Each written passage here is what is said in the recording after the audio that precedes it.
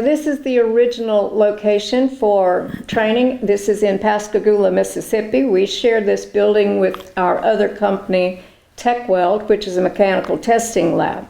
So if you come to this site, you'll probably get a tour of the mechanical testing area as well as lecture time in the classroom with Ken, Gerald, or myself.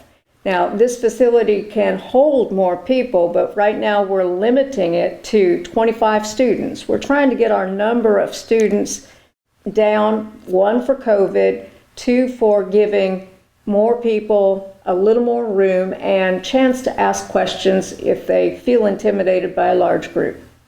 And this is the facility that Linda came in back in 1997 when she came on board. We have a large classroom there, and you'll see that it's well lit, big tables, and note the comfortable chairs. It's a great place, a great learning environment, and we put right now people at every other table, so we got plenty of spread out space between folks at this facility.